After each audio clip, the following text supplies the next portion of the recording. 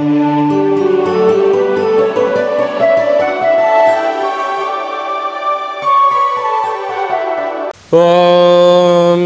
నమః శివాయ. ఓం నమో నారాయణాయ. నరదృష్టి నివారణ కాల భైరవాయ నమో నమః. ప్రణో దేవి సరస్వతి వాజేభిర్వాజినీవతి ధీనామవిత్రియతు మహాసరస్వత్యై నమః. హరి ఓం.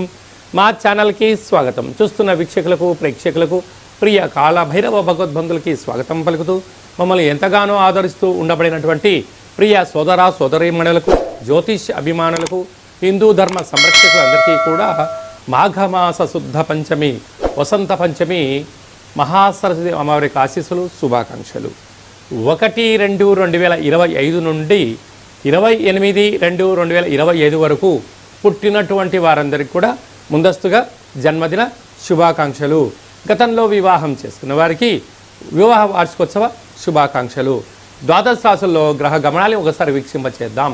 వృషభ రాశిలో దేవగురు బృహస్పతి, మిథున రాశిలో కుజ భగవానుడు, కన్య రాశిలో కేతు సంచార స్థితి, మకర రాశిలో రవి బుధ సంచార స్థితి, కుంభరాశిలో శని భగవానుడు సంచార స్థితి, మీనరాశిలో శుక్రుడు మరియు రాహు సంచార స్థితితో ద్వాదశ రాశుల్లో గ్రహ గమనాలు ఈ విధంగా ఉన్నాయి.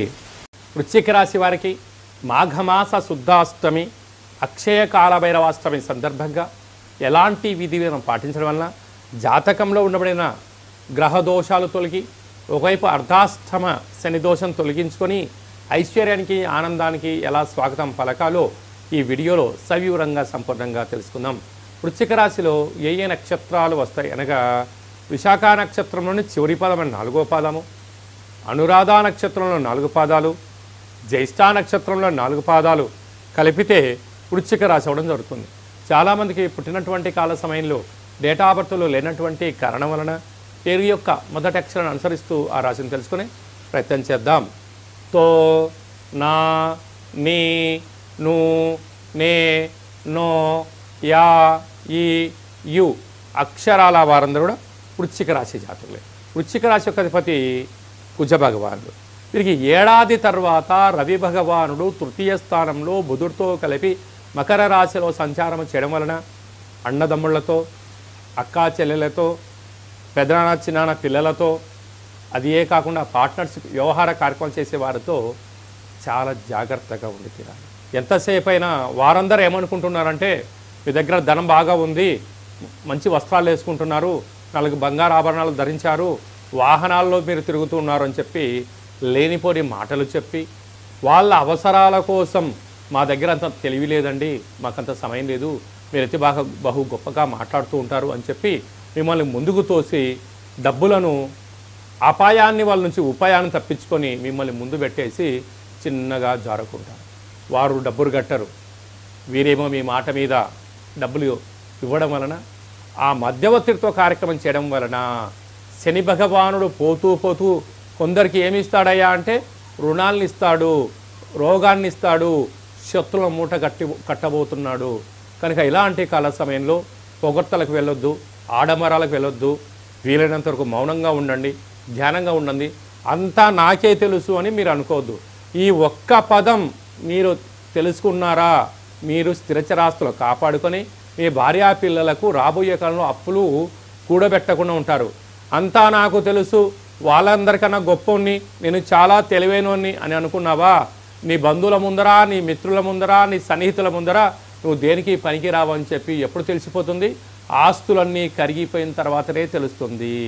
దయచేసి బాగా వృశ్చిక రాశి వారు దీన్ని గుర్తు పెట్టుకోగలగాలి. అలాగనే అర్ధాష్టమ శని, సంతాన స్థానంలో శుక్రరాహుల కలయిక, తల్లిదండ్రులైనా, భార్య అయినా, మిత్రులైనా, పిల్లలైనా కూడా ధనం ఉన్నంత వరకే నీతో వారు ఉంటారు.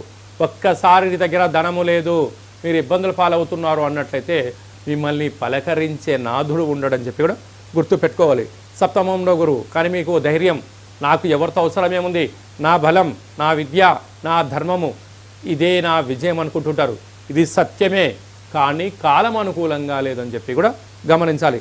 ఎందుకనగా ఏడాది తర్వాత కుజ భగవానుడు అష్టమంలో సంచారం చేయడం వలన, అర్ధాష్టమ శని అష్టమ స్థానంలో కుజుడు ఉండడం వలన గ్రహ దోష కారణం వలన మనోవేదన, రక్తహీనత, గుండెపోటు, బీపీ, షుగర్ లాంటి దీర్ఘకాలిక వ్యాధులు వచ్చే పరిస్థితి ఉంటుంది. కనుక శత్రువులనైనా రోగాన్ని దగ్గరికి రానివ్వకుండా వేలకు తిండి, వేలకు నిద్ర, వేలకు ఆసనం, దానం, ధర్మం, ఆధ్యాత్మికంగా మీరు ఉండగలిగినట్లయితే ప్రశాంతమైన జీవితాన్ని పొందగలరు. ఈ వీడియో మీరు చూస్తున్నారు అన్నట్లయితే కాళభైరవ స్వామికి ఆశీస్సులు మీ పైన ఉన్నాయి అని చెప్పి గుర్తుపెట్టుకోగలగాలి. కనుక ఈ అష్టమి తిథి యందున ఇంట్లో నారికేల దీపాన్ని కానీ, పుష్పణ దీపాన్ని కానీ, ముడుపును కట్టి స్మరణ చేయడం వలన కాళభైరవ స్వామికి ఆశీస్సుల వలన ఆయన మనల్ని రక్షగా ఉంటూ ఆటంకాలను తొలగించుకొని శత్రువులను దూరం చేసి మనల్ని కాపాడే ఏకైక శక్తి కాళభైరవుడికి ఉంటుందని చెప్పి గమనించాలి. అలాగనే స్వయం వృత్తులు, సేవా రంగాలు, సాఫ్ట్వేర్ ఉద్యోగస్తులు, హార్డ్వేర్ ఉద్యోగస్తులు, గృహ భవన నిర్మాణ కార్యక్రమం చేసే వారందరికీ కూడా దేవతారాధన, కాళభైరవ స్వామికి స్మరణ అవసరం అని చెప్పి గుర్తుపెట్టుకోగలగాలి. ఫిబ్రవరి మాసం అనగానే పండగలకు చాలా ప్రత్యేకత. మాఘమాసం అనగానే ప్రతి తిథికి ఒక ప్రత్యేకత ఉంటుంది. మాఘమాస శుద్ధ పంచమి, వసంత పంచమి అంటారు. 2వ తారీఖు 2వ నెల 2025వ తారీఖున వసంత పంచమి అంటే సరస్వతి అమ్మవారి యొక్క జయంతి సందర్భంగా చిన్నపిల్లలకు 3వ సంవత్సరం పడి 3వ సంవత్సరం నిండేటువంటి పిల్లలకు నూతనంగా అక్షరాభ్యాసం ఎప్పుడు చేయించాలని చెప్పి చాలామంది అనుకుంటూ ఉంటారు. కనుక ఈసారి ఆ తారీఖున దేవాలయం వెళ్ళి అమ్మవారి యొక్క సంరక్షణలో, దేవాలయంలో పర్యవేక్షణలో అక్షరాభ్యాసం చేసినట్లయితే వారికి చాలా యోగం, శుభం కలుగుతుంది. అలాగనే చదువుకుంటున్న విద్యార్థులు పుస్తకాలు, ల్యాప్టాప్స్, అలాగనే సంగీత వాయిద్యం చేసి నడిపించే మనం ఏ వృత్తి అయితే చేస్తామో వారందరము ఆ రోజు అమ్మవారి దేవాలయానికి వెళ్ళి తెల్లటి పుష్పాలు, తెల్లటి వస్త్రాలు, విభూతితో అర్చన, అలాగనే పాయసము, చక్కెర పొంగలి, దద్దోజనం లాంటివి మహాపదార్థాలు అమ్మవారికి పెట్టి ప్రసాదం పంచడం వలన అందరికీ ఇచ్ఛాశక్తి, క్రియాశక్తి, జ్ఞానశక్తి అమ్మవారు ప్రసాదిస్తుందని చెప్పి కూడా గమనించాలి. అలాగనే 4వ తారీఖున మాఘమాస శుద్ధ సప్తమి, రథ సప్తమి, స్వామివారికి జయంతి అవ్వడం వలన నమస్కారము, అర్ఘ్యము, ఆసనము, 12 ఆసనాలు, అలాగనే అరుణ పారాయణము చేయడం వల్ల సూర్యభగవాని ఆశీస్సులు కలిగి సంపూర్ణ ఆయురారోగ్యాలు మన సొంతమవుతాయి. అలాగే 5వ తారీఖు అక్షయ కాళభైరవాష్టమి. కనుక ఇంట్లో పుష్పణ దీపాన్ని, నారికేల దీపాన్ని, నింబకుష్మ దీపాన్ని, ముడుపును, కాళభైరవ స్వామి స్మరణ, ధ్యానం చేయడం వల్ల అద్భుతమైనటువంటి అష్ట కష్టాలను తొలగిపోయి అక్షయంతో కూడుకున్నటువంటి భైరవాశీస్సులు మన సొంతమవుతాయని చెప్పి కూడా గమనించాలి. అలాగనే మనకు 12వ తారీఖు మాఘమాస పూర్ణిమ, నదీ స్నానము, సముద్ర స్నానము, దానము, అభిషేకము, శ్రీ రమాసహిత సత్యనారాయణ స్వామి వ్రతము చేయడం వల్ల సంపూర్ణ ఆయురారోగ్యాలు మన సొంతమవుతాయి.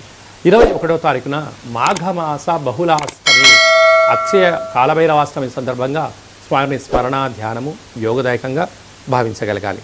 అలాగే మనకి 26వ తారీఖున మహాశివరాత్రి పండగ. అంటే జన్మకో శివరాత్రి, జీవితానికి ఒక శక్తి అంటూ ఉంటారు. కనుక ఫిబ్రవరి 26వ తారీఖున శ్రీ మహాశివరాత్రి సందర్భంగా మనమందరికీ స్వామిని స్మరిద్దాం, ధ్యానిద్దాం, అభిషేకం చేద్దాం, అష్ట కష్టాలకి స్వస్తి పలుకుదాం, ఐశ్వర్యానికి స్వాగతం పలుకుదాం. అలాగే 27వ తారీఖున మాఘమాస బహుళ పక్ష అమావాస్య. అంటే మాఘమాసంలో వచ్చేటువంటి అమావాస్య చాలా మహిమాన్వితమైన అమావాస్య. కనుక కాళభైరవ స్వామిని పూజ చేసి స్మరణ చేసి ఆ అష్టోత్తర పారాయణం చేయడం వలన మనకు విపరీతమైన అష్ట కష్టాలకు పులిస్టా పెట్టి ఐశ్వర్యం మన సొంతం అవుతుంది అని చెప్పి గమనించాలి. అలా కుదరలేదు అనుకుంటున్న వారందరికీ, శివుడికి రుద్రాభిషేకం చేయించుకోవాలి అనుకుంటున్న వారందరికీ కూడా ఈ కింది నెంబరు సంప్రదించినట్లయితే మీకు కాళభైరవ స్వామి పూజ, సరస్వతి మాత పూజ, సూర్య నమస్కారాలు, హోమ కార్యక్రమాలు చేయించి మీకు వీడియో కాల్ ద్వారా చూపించడం జరుగుతుందని చెప్పి కూడా గమనించగలగాలి. అలాగనే ఈ యొక్క పాత్ర కంచు పాత్ర అంటారు. అంటే ఈ యొక్క పాత్ర ద్వారా ఇంట్లో మనము ఉదయం సాయంత్రం పూజ చేసిన తదనంతరము ఇలా ఒకసారి శబ్దం చేసినట్లయితే ఓంకార శబ్దం రావడం జరుగుతూ ఉంటుంది.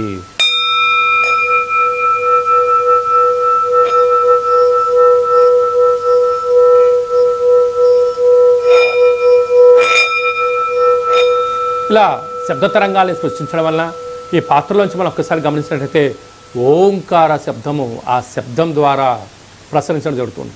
ఇంట్లో ఉండబడిన జ్యేష్ఠాదేవి బయటికి వెళ్ళడం, బయట ఉండబడిన లక్ష్మీదేవి గళ్ళు గళ్ళు అంటూ ఇంట్లోకి రావడం, మానవుని శరీరంలో ఉండబడినటువంటి షట్చక్రాలు అంటే మనకు మూలాధార, స్వధిష్టాన, మణిపూర్వక, విశుద్ధ, అనహత అనే ఆజ్ఞ అనే చక్రాలు వికసించి మనం ఏదైతే అనుకుంటామో వాటిని విజయం సాధింపజేసే శక్తి ఈ అక్షయ పాత్రకు ఉందని చెప్పి గమనించాలి. మరొక్కసారి కూడా చూద్దాం.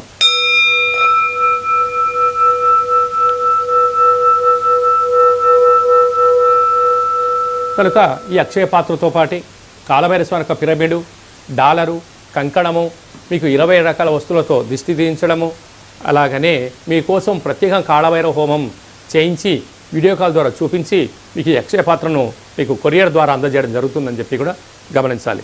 కనుక కలియుగ కాలంలో కాలాన్ని అనుకున్నది మనం విజయం సాధించగలగాలంటే కాళభైరస్వామి స్మరణ, ధ్యానము ఉత్తమమైన మార్గంగా భావించగలగాలి. అలాగే మీ వ్యక్తిగత జాతకం తెలుసుకోవాలనుకుంటున్నారా? మీ యొక్క పుట్టినటువంటి కాల సమయంలో తేదీ, నెల, సంవత్సరం, సమయం, మీ పేరు రాసి పంపించినట్లయితే 100 సంవత్సరాల జాతకాన్ని రాసి పంపించి మీరు పుట్టినప్పుడు గ్రహ గమనాలు ఎలా ఉన్నాయి, ప్రస్తుతం ఎలా ఉంటున్నాయి, రాబోయే కాలంలో ఎలా ఉండబోతున్నాయో సవివరంగా సంపూర్ణంగా తెలియజేయడం జరుగుతుంది అని చెప్పి గమనించాలి. చాలామందికి పుట్టినటువంటి కాల సమయంలో డేటా బర్తులు లేనటువంటి వారికి మీ పేరు యొక్క మొదటి అక్షరాన్ని అనుసరిస్తూ రాశిని స్థితిగతులను తెలియచేస్తూ రమణ శాస్త్రం ద్వారా అనగా కాళభైరవ ఉపాసన చేత గవ్వళ ద్వారా భూత భవిష్యత్ వర్తమానాన్ని తెలియజేయడం జరుగుతుందని చెప్పి కూడా గమనించగలగాలి. కనుక జాతకాన్ని తెలుసుకుందాం, జీవితంలో రాబోయే ఆపదలను నివారిద్దాం, ఐశ్వర్యానికి స్వాగతం పలుకుతాం. కనుక జాతకం తెలుసుకోవాలనుకుంటున్న వారందరూ కూడా ఈ కింది నెంబర్ని ఆన్లైన్ ద్వారా కానీ ఆఫ్లైన్ ద్వారా కానీ వాట్సాప్ ద్వారా సంప్రదించి అపాయింట్మెంట్ తీసుకొని సంప్రదించగలరు. అలాగా తరచుగా భార్యాభర్తలు గొడవ పడుతున్నారా? ఎందుకు గొడవ పడుతున్నారు? జాతకంలో ఉండబడిన ఇబ్బందులేంటి? ఏ చిన్న స్వల్పమైన మార్పులు చేసుకోవడం వల్ల మీరు పాలు నీళ్ళలాగా శ్రీ పార్వతీ పరమేశ్వరులాగా కలిసి ఉంటారో కూడా తెలుసుకుందాం. అందరికీ శుభం, జయం, లాభం జరగాలని కోరుకుంటూ ఆశీర్వచనం. ఓం శతమానం భవతు శతాయు పురుష సతేంద్రియ ఆయుష్యేవేంద్రియే ప్రతిష్టతి ధనం ధాన్యం బహుపుత్రలాభం శత సంవత్సరం దీర్ఘమాయు సర్వే జనా సుఖినో భవంతు లోకా సమస్తా సుఖినో భవంతు సర్వం కాళభైరవ దేవతార్పణమస్తు. హరి ఓం. ఈ వీడియో మీకు నచ్చినట్టయితే లైక్ చేయండి, షేర్ చేయండి, మా ఛానల్ని సబ్స్క్రైబ్ చేసుకోండి. నేను చేస్తున్న ఆధ్యాత్మిక వీడియోలు అందరికన్నా ముందుగా మీరు తెలుసుకోవాలి అనుకున్నట్లయితే గంట సింబల్ ప్రెస్ చేయండి, ఆల్ బటన్ తెలియచేయండి. మీరు ఎవరి క్షేమాన్ని అయితే కోరుకుంటున్నారో లేక మీ క్షేమాన్ని ఎవరైతే కోరుకుంటున్నారో వారికి ఈ వీడియోని ఫార్వర్డ్ చేసి హిందూ ధర్మాన్ని కాపాడండి.